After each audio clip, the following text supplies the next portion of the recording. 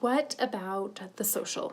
That is a big concern of a lot of people, and understandably so, because it's different than what almost everyone else is doing in the community, and you need to know, how do I fit into a community?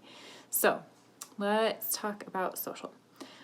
First of all, I would say that being homeschooled doesn't mean you're isolated. Being homeschooled means you get to deliberately choose how much or how little you interact with other people. It's totally up to you, and you get to pick the situations that you socialize in a lot more than normal. So there's plenty of options for social interaction. Probably the most common would be finding a local co-op, which would just be a group of homeschoolers. They usually meet together once a week, and moms teach different classes. So there's an option of joining a co-op.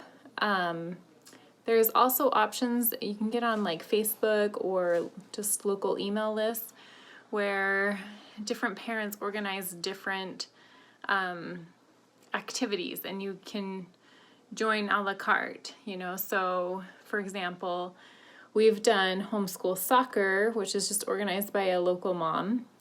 We've done homeschool orchestra, which has been organized through a local school group, like a music school group. And then we do homeschool skiing. So it's just a bunch of other friends of ours that homeschool, and we all get together and we go skiing every Friday in the winter. So you can kind of pick how you want to participate in society and how much or how little. And if you want a lot, there's plenty of opportunities.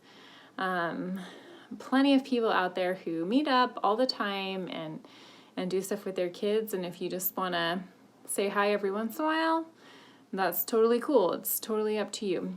But the thing about the social that is so wonderful is it is deliberate and it has a purpose. And I'm not saying other social interactions don't, but it's always been very positive.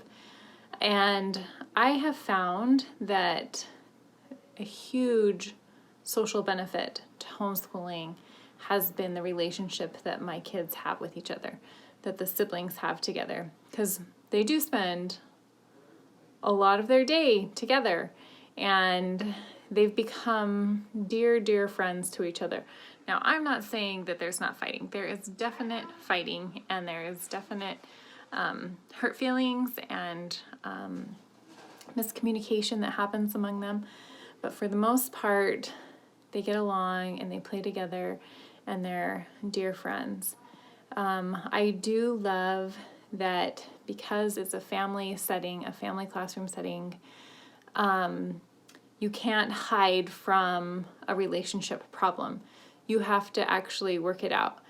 Whereas in other situations, you might be able to go play with a different group of kids, but at home, you actually have to work it out. And I think that the emotional intelligence that kids build in working through problems, in offering apologies, in offering forgiveness, in helping each other learn and grow, definitely adds to the emotional intelligence of a child in a way that is very deep and meaningful.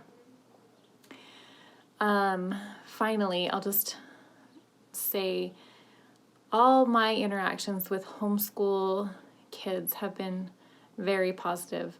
Each family is different and each family is unique, and you get together in a community that is like, that represents, your local community.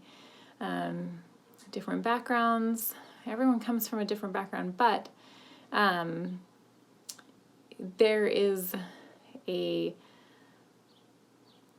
I guess I would say, this bond that brings you together, this common cause that links you in a way that's different and unique to other things. And you'd find that on a local sports team or something like that. But there's plenty of social in homeschooling.